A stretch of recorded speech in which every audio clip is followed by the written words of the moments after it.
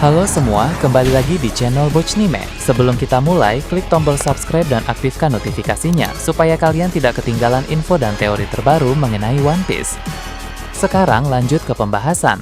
Kali ini Mimin Bochnime melanjutkan scene selanjutnya. Scenes memperlihatkan Laffy yang saat ini sedang terbang memakai kekuatan sayapnya menuju ke Mary Joyce untuk memantau langsung pertempuran yang terjadi di sana. Sebagaimana kita bahas pada video sebelumnya, Laffy dan Barges memang bertugas untuk melihat perkembangan konflik antara pasukan revolusi melawan pemerintah dunia. Nah, tapi mereka hanya menyaksikan kekacauan itu dari markas UMIT saja, sehingga mereka cuma bisa melihat pertempuran di bawah red line, bukan pertempuran utama yang ada di bagian atas. Maka Laffy pun berinisiatif untuk pergi ke Mary Joyce agar bisa melihat keadaan di sana dengan lebih jelas lagi. Ketika dia tiba di Mary Joyce, tentu Laffy mengambil jarak aman untuk mengawasi jalannya perang yang terjadi di sana. Laffy mengetahui bahwa pemerintah dunia tidak melibatkan pasukan angkatan laut. Para marinir hanya dikirim untuk bertempur di bawah red line saja. Sedangkan di Mary Joyce yang maju adalah Grosai Garling, Satria Suci, dan para agen cyber. Laffy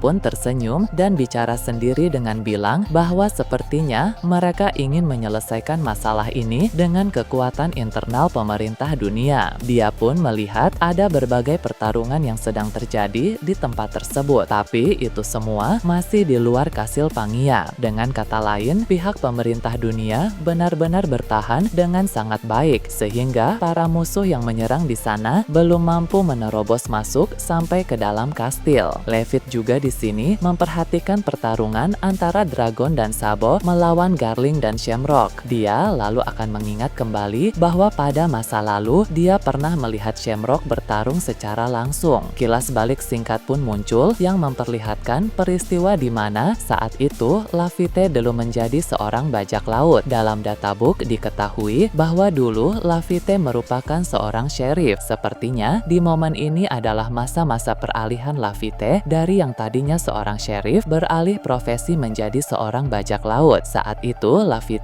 sedang datang ke suatu negeri karena ada suatu tujuan tertentu di sana. Namun rupanya ada masalah serius yang sedang terjadi di tempat itu. Sampai-sampai seorang Satria Suci harus datang ke tempat tersebut. Kebetulan sekali kesatria suci yang muncul di tempat itu adalah Figureland Shamrock. Awalnya, Levitt sangat terkejut ketika mengira bahwa dia adalah sang rambut merah. Tapi setelah memperhatikan lebih teliti lagi, dia menyadari bahwa itu adalah orang yang berbeda. Shamrock pun menyerang istana kerajaan di negeri tersebut dan tidak butuh waktu lama baginya untuk mengalahkan para prajurit lalu menghancurkan tempat tersebut. Levitt tentu tidak melibatkan diri dalam konflik yang terjadi di sana karena memang itu sama sekali bukan urusannya. Tapi dari situlah dia untuk pertama kalinya melihat langsung kemampuan hebat dari seorang satria suci. Kembali ke masa sekarang ini, Levitt bilang orang dengan kekuatan seperti Shamrock memang pantas menjadi pemimpin kesatria suci sekarang ini. Namun di sisi lain, Levitt juga memuji Sabo karena bisa memberi perlawanan yang sangat sengit kepada orang sekuat Shamrock. Levitt pun penasaran siapa nanti yang akan memenangkan pertarungan antara pasukan revolusi melawan pemerintah dunia itu. Dia juga menduga bahwa Dragon mungkin memiliki rencana tersembunyi di balik serangan besar-besaran ini. Levitt pun bilang entah apapun hasilnya nanti, dunia pasti akan berguncang hebat. Dia lalu menambahkan di tengah guncangan dunia itu, bajak laut Kudo Higela yang pada akhirnya akan berdiri di puncak kemenangan. Beralih ke tempat lain yang jauh dari sana, Elbaf juga akan disorot. Di dunia matahari, Somers mendekati Robin dan yang lain yang saat ini masih dalam keadaan terbelenggu oleh kekuatan musuh. Untuk Robin, dia terikat tanaman berduri milik Somers, sedangkan Nami dan yang lain terikat kekuatan tanda panah yang dimiliki oleh Gunko. Somers yang mendekati mereka pun mulai berbicara kepada Robin. Dia akan berkata bahwa Robin merupakan salah satu nama yang sering dibicarakan dalam internal pemerintah dunia. Nah, karena wanita itu memiliki kemampuan berbahaya yang bisa membaca tulisan kuno di dalam Poneglyph. Tapi Somers cukup yakin bahwa Robin bukan satu-satunya orang di dunia ini yang dapat melakukan hal tersebut. Berhubung dunia ini sangat luas, maka ada kemungkinan di luar sana pun terdapat orang-orang lain yang bisa membaca huruf kuno juga. Perkataan Somers memang benar, karena di luar sana masih ada orang yang mampu membaca tulisan Poneglyph seperti Kosuke Sukiyaki, anggota Mata Tiga yang kekuatannya sudah aktif, dan mungkin masih ada karakter misterius lagi. Somers selalu menambahkan, entah siapapun mereka dan di mana mereka sekarang, pemerintah dunia cepat atau lambat akan mengetahui semuanya, sehingga orang-orang itu pun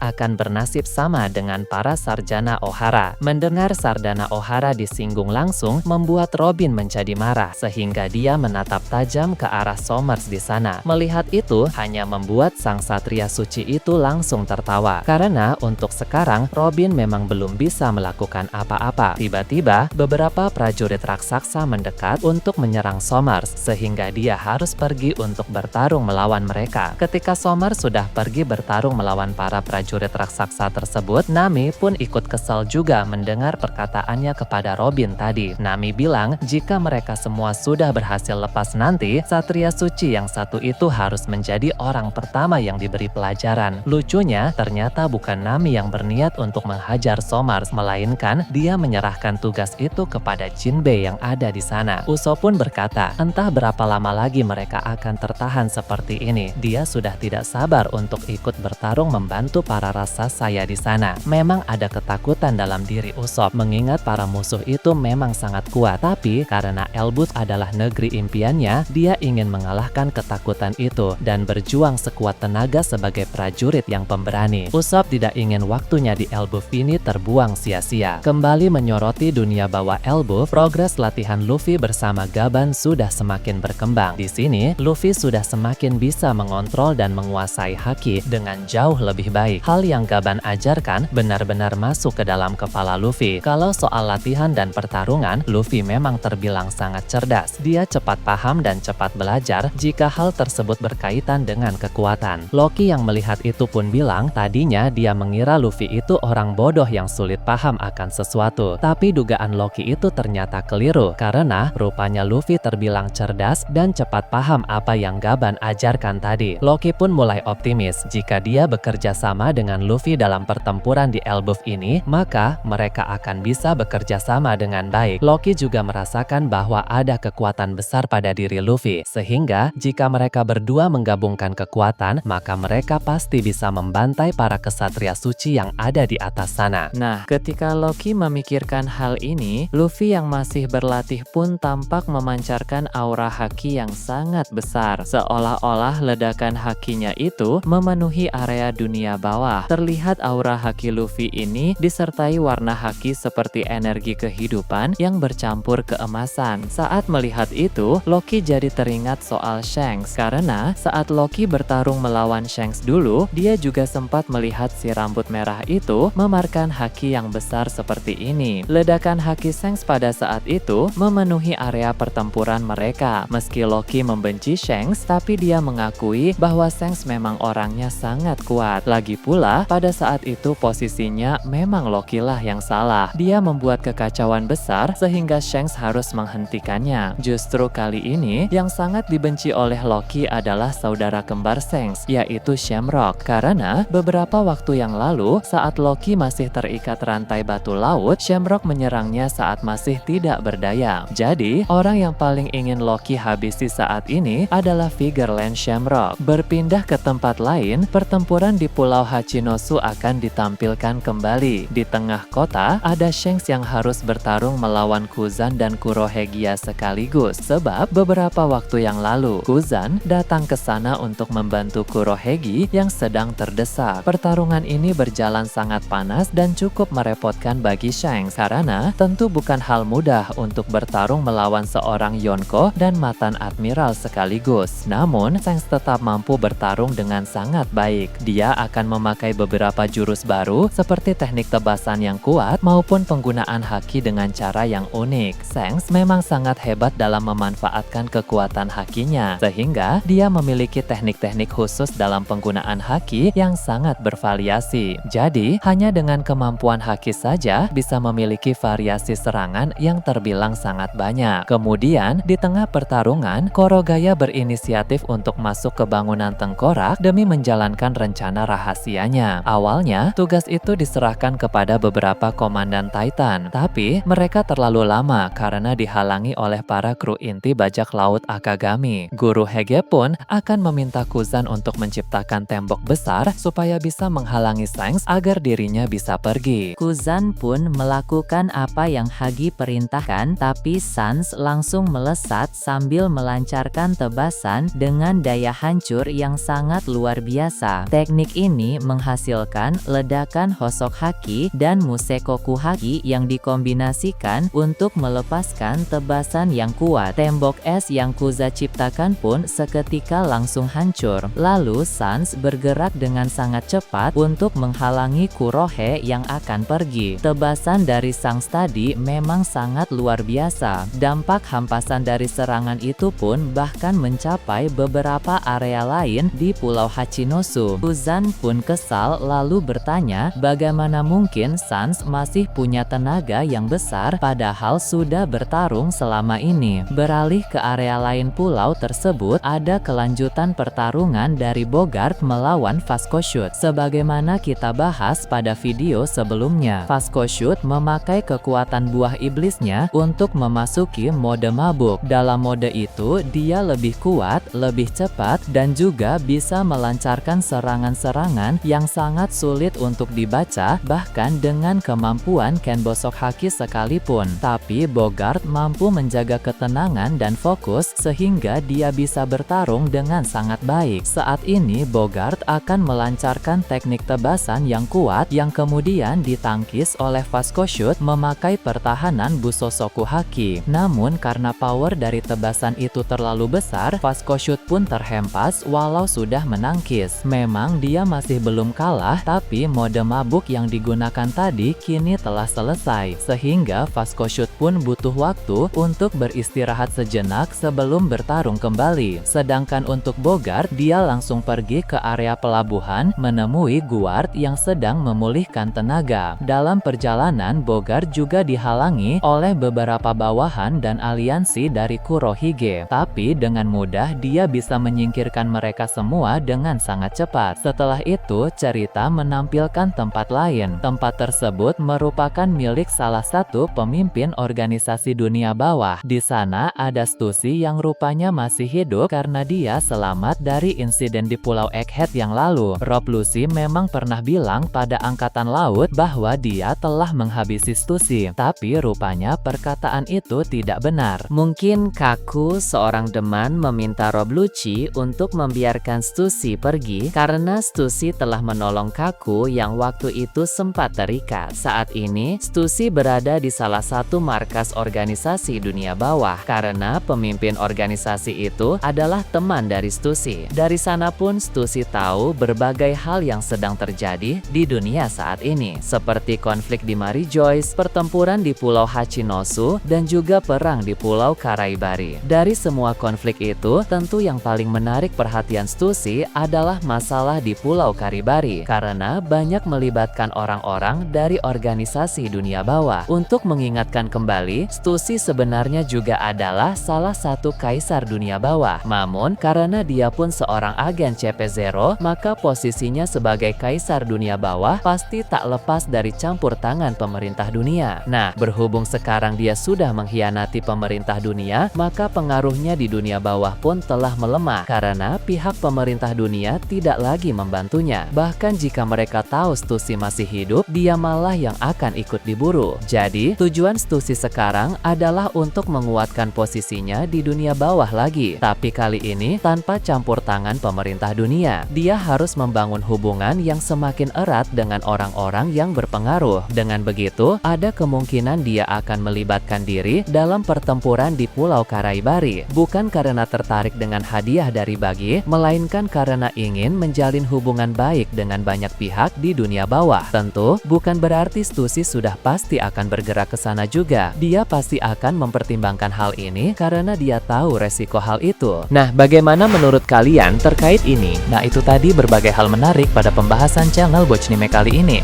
Menurut kalian bagaimana? Silahkan tulis di kolom komentar di bawah. Oke, segitu saja untuk pembahasan kali ini. Jangan lupa like, share, dan subscribe untuk video menarik selanjutnya. Peaceful World!